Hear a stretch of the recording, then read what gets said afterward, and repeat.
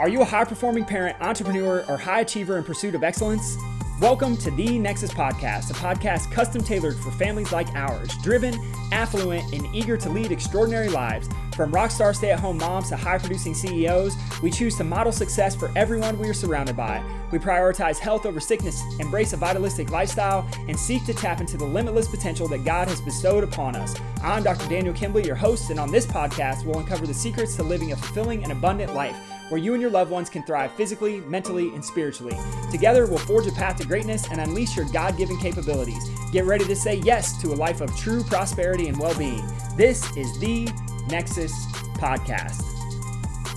Hey, what's up, Nexus fam? Welcome back to another episode of the podcast. And this week, I'm just going to share with you a simple parable that I heard while my wife and I are watching a show that we actually love. It's called Suits. There's some things that we don't love about it, but overall it's a great show, and now no plug for the show necessarily, but in that, one of the episodes, there is a story that is told to kind of make a point about one of the situations that are happening in the show. So without giving any of the show away, what I wanted to do is I wanted to share that parable or that story with you, and that is what is called, or some people know to be, the Jack story. So you can look this up online if you haven't heard it before, and I don't know if there's anywhere, there's different versions of it, but the version that we heard when we were watching the show went like this. Said there's a guy driving on a country road and he has a blowout of a tire, his car breaks down, and he pulls over to the side of the road and he realizes when he goes to jack up his car that he doesn't have a jack in the trunk. And he looks for a jack and he can't find a jack, so then he starts walking on the road. And this would be back before the time of cell phones and all those things, so bear with me for the point of the story, right? So he's walking along this country road and he sees a house off in the distance. And the first thought is like, oh man, maybe they have a jack. And then he goes, well, what if the people who live there like actually really mean and they have a jack but they won't let me use it? And then he's like, what if they'll let me use it but they'll charge me, maybe they'll charge me $100, or maybe they'll charge me $200, or maybe they'll charge me $1,000. And then as he's walking, the story starts to escalate about how mean these people are and about how expensive the jack is. And by the time he gets to, he knocks on the door, knock, knock, knock, knocks on the door, and when the person opens up the door, he immediately says to him, he's like, you know what, you can just keep your jack, and he slams the door and he walks away. And so there's this story, right, this idea of like what happened in his head. He told himself the story. He knew nothing about the person who he was showing up to, who maybe they did have a jack, maybe they didn't have a jack, maybe they would have charged him, maybe they wouldn't have charged him. But the point of the story is a really, really simple one, and I think that we oftentimes get caught in this trap of telling ourselves stories that aren't necessarily true, and our actions then show like the way that which we're telling a story and the way that we show up for other people in our lives. And so in this parable, this little story about this guy's car breaking down on the side of the road, like it seems totally ridiculous, right? But think about all the places in our lives where people like do or don't do things based on what they thought someone else meant or what their intentions were, but then they never really like stop to realize that they're telling themselves a story about who that person is or why that person is.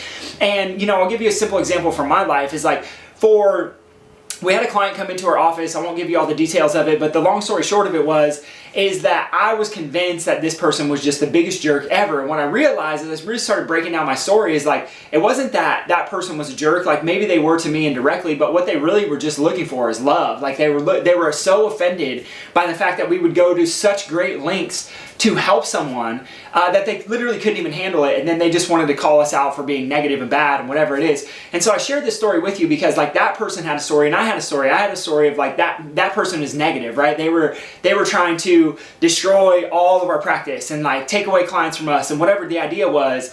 But what I actually realized is that God put that person in front of me to grow my character.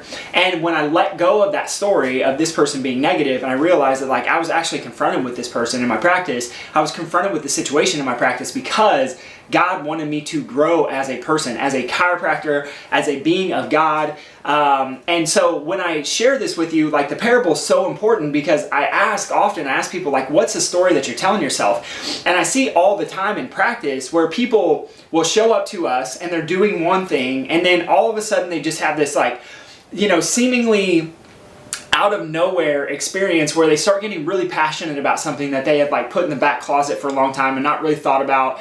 And I see this time and time again play out in our office, and people always ask like, what do you attribute to me having so much passion in my life? what do you attribute to me getting all excited about this thing that I wanted to do a long time ago, but I just never really felt like I could do it? And the reality is like it comes down to chiropractic care and how we wake up the brain, and how the front part of the brain specifically is responsible for your faith, for your hope, for your optimism, for your ability to be able to set a long-term goal and then short-term make the decisions that will allow you to stick with it later and get that and achieve that final outcome, whatever it is.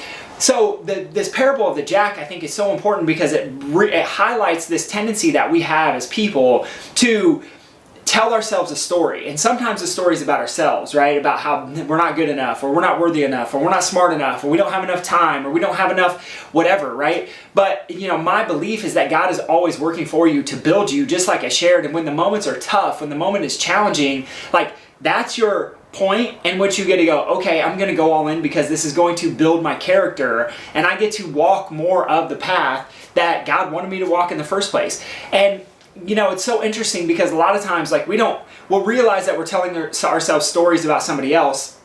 Like a simple example of this, I was having a conversation with a client yesterday, and we were talking about their best friend and who their best friend is, and I felt the same way, but they were like, no one would expect that me and this other person will be best friends, because we have stories, because other people have stories about how both of those people interact in different settings.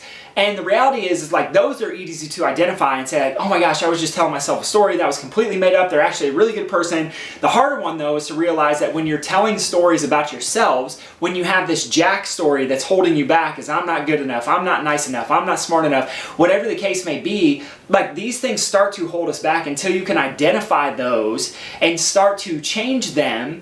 Then what will happen is you'll literally become stuck at the level that you're at. And I see this all the time is because what happens is like what we believe to be true about ourselves will allow us to change our actions. And when we change our actions, we obviously change our outcomes. So there's this idea that first we have to believe something about ourselves. And once we believe that thing about ourselves, then our actions will fall in line with that. And then the last part of it is like these results, right? You get results, or you get an outcome that you're looking for based on the beliefs and actions that you have about yourself. And so much, this Jack story just like, it got me fired up because I see so many people in the world who struggle believing that because of what they've been told from other places that they're never going to heal, or they're going to be stuck with a diagnosis for the rest of their lives, or they'll never be able to do X, Y, Z, or they tell themselves a story that they can never do X, Y, Z.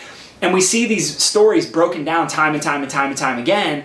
And really where it comes from is a programming within the brain. And the coolest part is you can reprogram your brain. You can start to allow your brain to operate at a different level. And one of my favorite, I talk about Heidi Havoc a lot, who's a chiropractic researcher. She's more of a neuroscientist than anything else. And she really looks at like, how does a chiropractic adjustment affect the brain?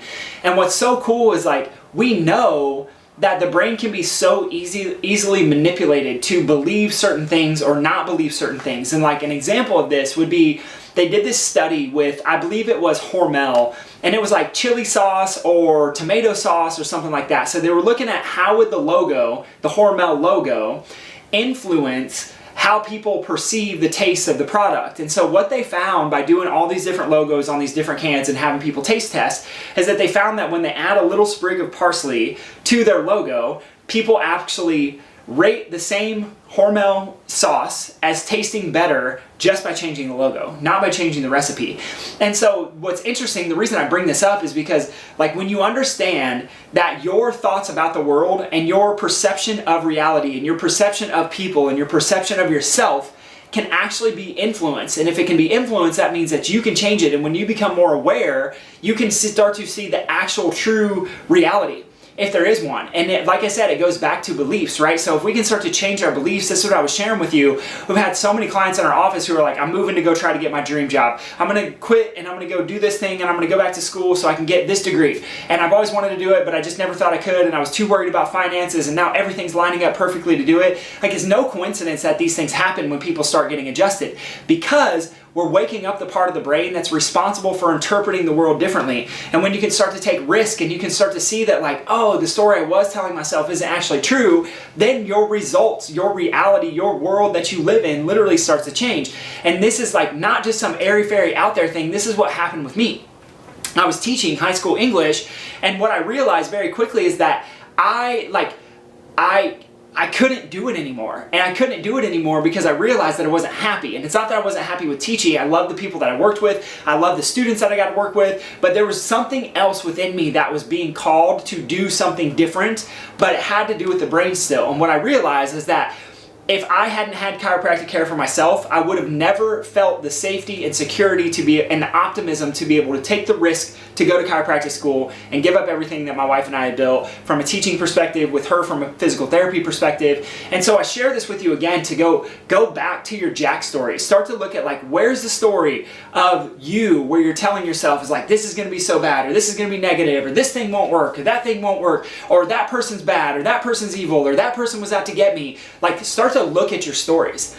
And if you can start to look at them and you can start to analyze them and ask yourself one simple question, and the simple question is this: is that true? And if you can't answer that 100% for sure that it's true, then there has to be a possibility that it's not true. And if there's a possibility that it's not true, then that means that there's a possibility for you to change your reality. I can guarantee you, my friends, that there always is. So that's what I got for you this week. Address your Jack stories. Is it true? I guarantee it'll change your life. Remember that your beliefs will influence your actions, and your actions will directly influence the results that you get in every aspect of your life. I love you. I appreciate you. I hope you got some value out of this, and I will come at you again next week. Peace.